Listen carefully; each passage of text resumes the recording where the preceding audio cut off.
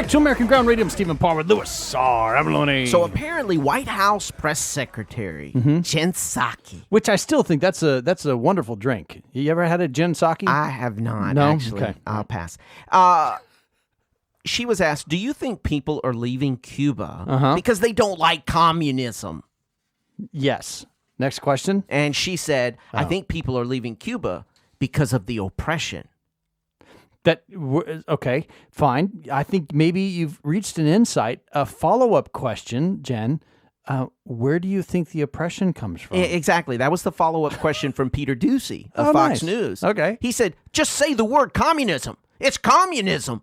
The Cuban people hate communism. That's what Ducey said? That's what he said. How about that? And basically, she just said nothing. And when they said, when will President Biden condemn communism? Right.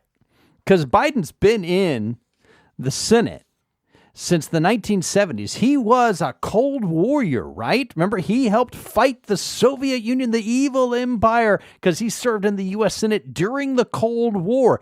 Shouldn't a senator from the United States of America who served during the Cold War know the evils of communism? They should. Does he just not remember? Well, nevertheless, they said, when will President Biden condemn communism? And the answer was never. Not today. Not today? Not at this time. Not at this time. I mean, when would be a good time? Why would you deny the opportunity? Why would you not afford yourself of the opportunity to decry? Why wasn't the answer he wakes up every morning denouncing communism? Exactly. He's the president of the United States of America. He told us in that speech. He's the leader of the free world. That he wakes up every morning trying to defend the Constitution and our freedoms. You can't have communism and freedom. You don't. It doesn't work. But see, Jen Psaki knows that the Democrat Party is employing communist tactics. Well, they are in favor of communism. So why denounce it? I mean, seriously. But yeah, because they can't. If he had denounced it during the election, he wouldn't have been elected. I mean, that may be one of the greatest faux pas of any White House press secretary in American history, that you said, when will the President Biden, will the President of the United States denounce communism? And your answer is not at this time? Well, tell you what, let's keep going on this conversation and dig deep. Because, Louis, I agree with you. What's going on with the Biden administration's reaction to the things that have gone on in Cuba is shameful. Remember this weekend, hundreds of thousands of people took to the streets in Cuba, right? At great risk. At great risk to themselves. And their families. In the past, whenever there was an uprising of people against their own communist dictatorships, against totalitarian governments, what was the response of the U.S. government? We were in support. We would support the cause of freedom. Every single time, right? George W. Bush, let me just give you a couple of quotes from some recent past presidents. The lamp of liberty. George W. Bush in 2002 during the uprising in Iran. The people of Iran want the same freedoms, human rights, and opportunities as people around the world. Their government should listen to their hopes. Absolutely. Barack Obama, in case you think this is a partisan thing, it's not. Barack Obama, during the Arab Spring in 2011, America must use all our influence to encourage reform in the region. We need to speak honestly about the principles we believe in with friend and foe alike. Oh, that sounded very Kennedy-esque. A little bit, didn't it? Here's Joe Biden's statement on Cuba.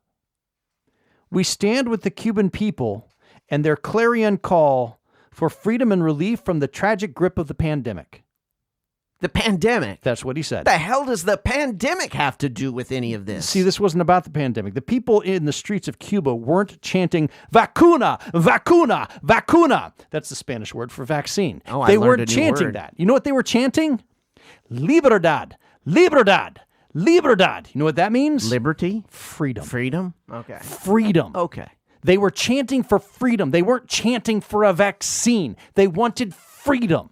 They weren't holding up signs with pictures of syringes saying, come and give it to us. They were waving the American flag. That's what they were doing. So they're waving the American flag in Cuba and in places like Hong Kong. and yet we're burning it. In Portland. We're desecrating it. In Washington, D.C. We're disrespecting it and our national anthem at every turn. Mm-hmm. Yep. Especially if you play on the women's soccer team. So what does this country really stand for then? But what's worse is how the Biden administration, what's worse than what they've said about what's going on in Cuba, is what they've done in response. I want to play you a statement from Alejandro Mayorkas. He's the U.S. Secretary of Homeland Security. This was his message to the Cuban people. You take to the sea, you will not come to the United States. The time is never right to attempt migration by sea. To those who risk their lives doing so, this risk is not worth taking. Oh, my Lord. And look, first of all, let's recognize that is a very dangerous, that's a perhaps arguably a far more dangerous journey by sea than if you were to come up to our southern border through Mexico. I'm going to argue with that because how many people are killed by sharks every year? Not very many. 10. Yeah. How many people are killed by drug cartels? How do you get through Mexico? So basically, you got to hire the drug cartels. So basically, what we're saying is, if you're someone who values freedom, right, who values those liberties upon which this nation was founded, right, don't bother coming here. We aren't interested in your kind. That's right.